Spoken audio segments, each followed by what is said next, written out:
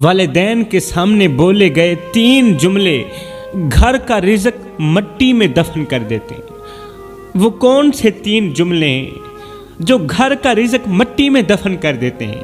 میرے محترم بھائیوں، کہیں آپ کا رزق مٹی میں دفن تو نہیں ہو گیا؟ کہیں آپ اپنے بوڑھے ماں باپ کو، بوڑھے والدین کو یہ 3 جملے تو نہیں بولتے؟ والدین کو دکھ دینے والے اور خصوصاً وہ افراد جو بوڑھے ماں باپ کو یہ 3 جملے بڑے غصے اور تلخی میں بولتے ہیں، قسم ہے اللہ پاک کی، وہ لوگ کبھی بھی سکون کی سانس نہیں لے پاتے۔ ان کا گھر غربت کی دلدل میں پھنس جاتا ہے، کچھ اس طرح پھنستا ہے، کچھ اس طرح برے طریقے سے پھنستا ہے کہ باہر نکلنے کو کوئی راستہ ہی نہیں ملتا۔ اللہ کی طرف سے ان کے لیے تباہی کا اعلان ہو جاتا ہے۔ کن کے لیے؟ جو اپنے بوڑھے والدین کو یہ 3 جملے بڑے شوق سے بولتے ہیں۔ آسمان سے ان کے گھروں پر لعنت پڑتی ہے، لعنت۔ جس گھر میں بوڑھا باپ روتا ہو، ارے جس گھر میں بوڑھی ماں روتی ہو، اس گھر میں رحمت کے فرشتے بھلا کیسے آ سکتے ہیں؟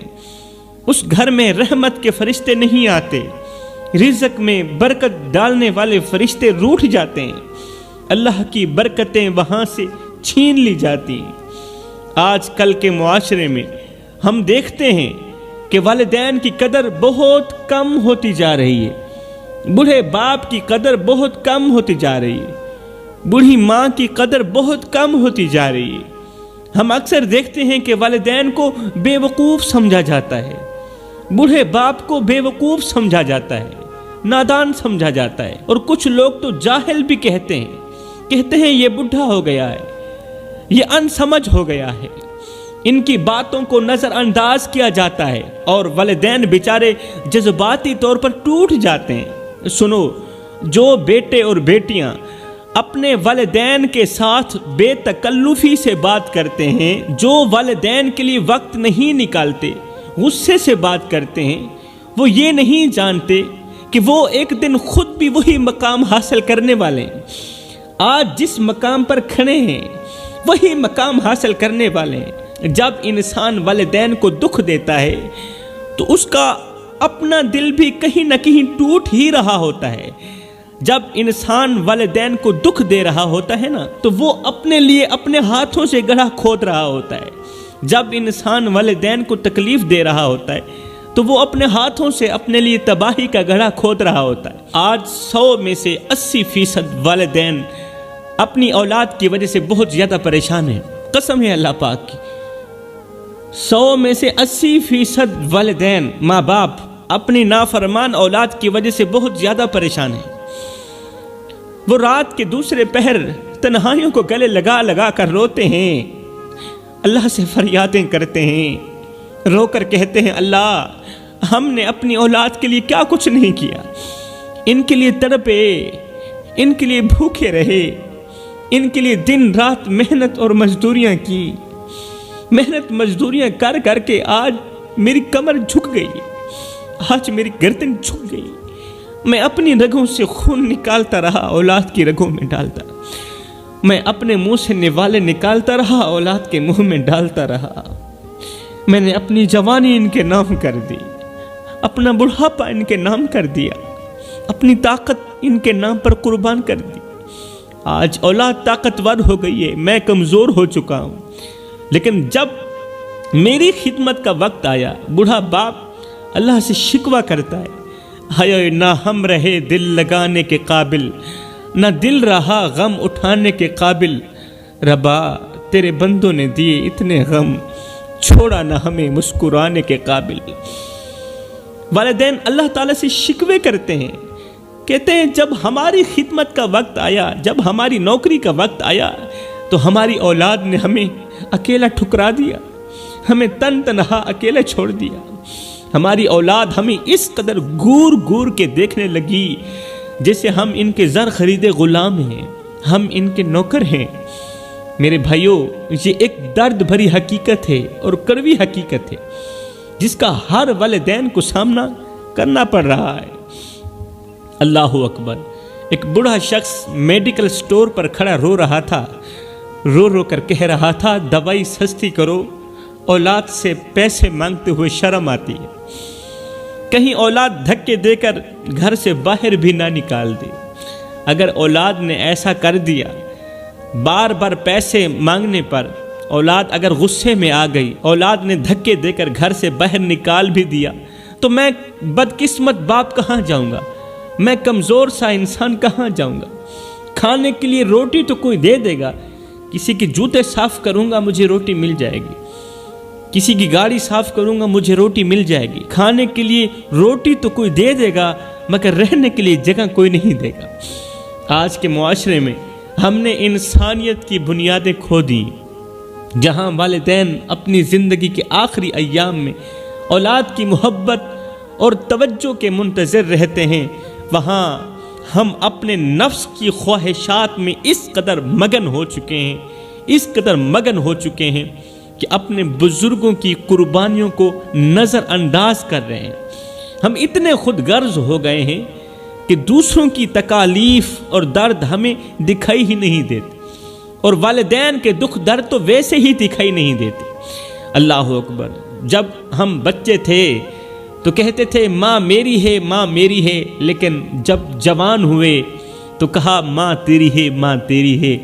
मैं इस बोझ को हरगिज़ बर्दाश्त नहीं कर सकता। मेरे रसूल करीम सल्लल्लाहु अलैहि वसल्लम, एक दिन आपने मस्जिद नबवी में कदम रखा। रसूल करीम मस्जिद नबवी में कदम रखते हैं, आपकी आंखें छम छम बरस रही होती हैं, चश्मान अक़दस से आंसुओं की लड़ी बहकर रुखसारों को छू रही। आका करीम रोते चले जा रहे हैं। इतने में हज़रत सैयदना अबू बकर सिद्दीक़ रज़ियल्लाहु ताला अन्हु ने पूछ लिया, या रसूलल्लाह आप इस कदर क्यों रो रहे हैं, कौन सी बात रोने की वजह बनी? तो मेरे रसूल करीम सल्लल्लाहु अलैहि वसल्लम ने फरमाया, सहाबा आज मुझे मेरी माँ की याद आई, सहाबा आज मुझे मेरी माँ की याद आई। सहाबा काश मैं मोहम्मद की माँ जिंदा होती, काश मेरी माँ जिंदा होती और मैं नमाज में अल्लाह के हुजूर खड़ा होता, मेरी माँ आवाज़ देती, ओ बेटे मोहम्मद, ओ बेटे मोहम्मद। मैं नमाज छोड़कर दौड़कर अपनी माँ के पास चला जाता, नमाज छोड़कर अपनी माँ के पास चला जाता और दुनिया वालों को बताता कि माँ की अजमत क्या होती है। 14वीं सदी के नाफरमान नौजवानों को बताता कि माँ की अजमत क्या होती है। अब बात करते हैं वो कौन से 3 जुमले हैं जो घर का रिज़्क ख़त्म कर देते हैं। वालिदैन को बोले गए 3 जुमले घर का रिज़्क मट्टी में दफन कर देते हैं। इन 3 जुमलों की वजह से घर में बेबहा गुर्बत आती है, इंसान हमेशा के लिए परेशानियों की दलदल में फंस जाता है, नाकामी इसके मुकद्दर में लिख दी जाती है। और आज भी जो लोग अपने माँ बाप को ये 3 जुमले बोलते हैं, उनसे जाके पूछ लें, उनके पास शायद माल हो, पैसा हो, क्योंकि पैसा मेहनत से मिलता है, पैसा मेहनत से मिलता है, मगर सुकून अल्लाह की रहमत से मिलता है। उनके पास शायद माल होगा, दौलत होगी, मगर सुकून नहीं होगा, सुकून की सांस नहीं ले पा रहे होंगे। फरमाया वालिदैन को बोला गया पहला जुमला, तुम्हारी बात बेमानी है और तुम मेरे लिए बोझ बन चुके। माँ बाप को ये जुमला कहना कि तुम्हारी बात बेमानी है, कोई वजन नहीं तेरी बात में, तेरी बात मानने के लिए मैं बिल्कुल भी तैयार नहीं और तुम मेरे लिए बोझ बन चुके हो। ये जुमला ना सिर्फ वालिदैन की मोहब्बत को ठेस पहुंचाता है, ये जुमला ना सिर्फ बाप की मोहब्बत को ठेस पहुंचाता है, बल्कि अपने मुकद्दर को भी अपनी ज़ुबान से बर्बाद कर देता है। वालिदैन की कुर्बानियाँ बेशुमार होती हैं, बेशुमार होती हैं कुर्बानी। और जब एक औलाद इनसे ये जुमला कहती है, वालिदैन को ये जुमला बोलती है, तो इसका असर इतना गहरा होता है, इस जुमले का असर इतना गहरा होता है कि इंसान के लिए खुशी और सुकून की राहें हमेशा के लिए बंद हो जाती हैं। खुशी की राहें बंद कर देने वाला कौन? ये एक जुमला कि तुम मेरे लिए बोझ बन चुके हो। इस जुमले के बाद इंसान का रिज़्क तंग हो जाता है। یہ جملہ اس قدر خطرناک ہوتا ہے کہ رحمت کے فرشتے اس ایک جملے کی وجہ سے انسان سے نفرت کرنے لگ جاتے ہیں، اس کی دعائیں ماند پڑ جاتی ہیں۔ ایسے شخص کی دعا قبولیت کے دروازے تک جانا تو رہی دور کی بات، اس کے سر سے ایک بالشت بھی اوپر نہیں جاتی، اس کی دعا رد کر دی جاتی ہے اور اس کے مقدر میں غربت اور پریشانی لکھ دی جاتی ہے۔ خدا کے لیے میرے بھائیوں، اللہ کے لیے میرے بھائیوں، والدین کے لیے اپنی نیت صاف کر لو، والدین کے لیے اپنا دل صاف کر لو، نیت صاف کر لو، نیت پاک کر لو۔ اگر تمہاری نیت پاک اور صاف نہ ہوئی تو یاد رکھنا مال کے ہونے کے باوجود بھی راتوں کو تمہاری کروٹیں بدلتی رہ جائیں گی۔ اگر والدین کے لیے تمہاری نیت پاک نہ ہوئی، صاف نہ ہوئی، مال کے ہونے کے باوجود بھی تمہاری کروٹیں بدلتی رہ جائیں گی، پھر تمہیں نیند نہیں آئے گی۔ ایک دن ایک امیر شخص کسی فقیر اللہ والے کے پاس آیا، امیر کے چہرے پر غرور نظر آ رہا تھا۔ وہ ایک فقیر کے پاس آیا، وہ امیر شخص بہت ہی متکبر تھا، فخر کرنے والوں میں سے تھا۔ فقیر کے پاس آیا، کہا اگر تم اللہ کے اتنے ہی قریب ہو، اگر تم واقعی اللہ کے قریب ہو تو یہ بتاؤ کہ میرے پاس اتنی دولت کیوں ہے اور تمہارے پاس اتنی غربت کیوں ہے؟ اگر تم اللہ کے اتنے ہی قریب ہو تو پھر بتاؤ نا، میرے پاس اتنی دولت کیوں ہے اور تمہارے پاس اتنی غریبی کیوں ہے؟ میرے پاس خوبصورت محل ہے، تیرے پاس جھونپڑی کے سوا کچھ بھی نہیں، بتاؤ نا اس کی کیا وجہ ہے؟ امیر کی بات سن کر فقیر مسکرایا اور نرمی سے کہا، صاحب یہ دنیا ہر انسان کے لیے ایک امتحان ہے، تیرے مال میں تیرا امتحان چھپا ہے اور میری جھونپڑی میں میرا صبر چھپا ہے۔ قیامت کے دن تجھ سے یہ پوچھا جائے گا کہ تو نے اپنی دولت کا کیا کیا، اور مجھ سے یہ پوچھا جائے گا کہ میں نے اپنے صبر کا کتنا حق ادا کیا۔ اللہ اکبر۔ یہ سن کر امیر شخص حیرت میں پڑ گیا، حیرت سے پوچھا، فقیر میاں پھر بتاؤ اس امتحان میں کامیاب ہونے کا طریقہ کیا ہے؟ اس امتحان میں کامیاب ہونے کا طریقہ کیا ہے؟ کہا جو اپنے حالات میں صبر کرتا ہے، اللہ کا شکر ادا کرتا ہے نا، اور دوسروں کے ساتھ انصاف کرتا ہے، وہ اپنے امتحان میں کامیاب ہو جاتا ہے۔ امیر نے کہا پھر مجھے کوئی دعا دو کہ میں اپنے اس امتحان میں کامیاب ہو جاؤں۔ یہ سنتے ہی فقیر نے ایک بار غور سے امیر کی آنکھوں میں دیکھا، غور سے امیر کی آنکھوں میں دیکھا اور کہا، امیر میاں دعا تب قبول ہوتی ہے جب دل پاک ہو اور نیت صاف ہو۔ دعا تب قبول ہوتی ہے جب نیت پاک ہو، نیت صاف ہو۔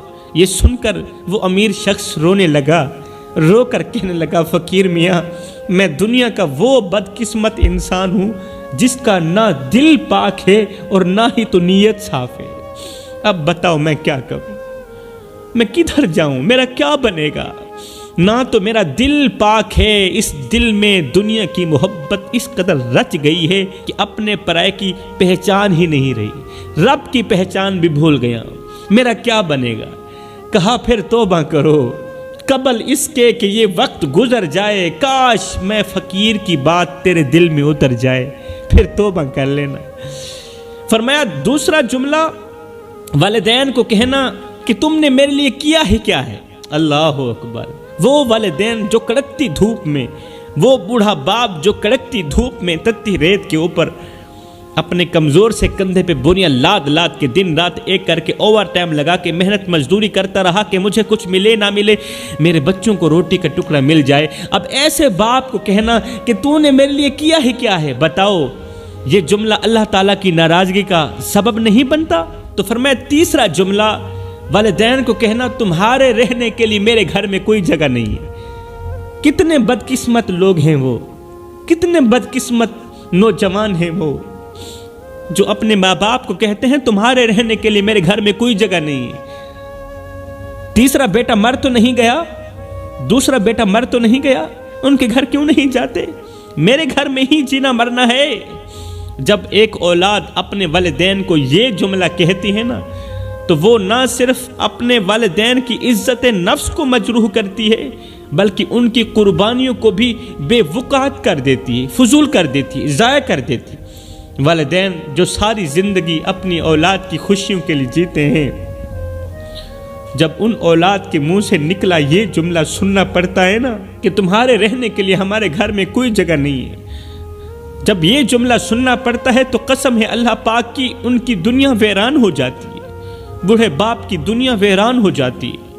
پھر وہ روتے ہیں، اللہ سے شکوہ کرتے ہیں، اللہ ہم نے اولاد کے لیے کیا کچھ نہیں کیا اور آج اولاد ہمارے ساتھ کیا کر رہی ہے۔ کسی دکھی باپ نے کیا خوب کہا تھا ایک باپ 12 بچوں کو پال لیتا ہے مگر 12 بچے مل کر ایک باپ کو نہیں پال سکتے۔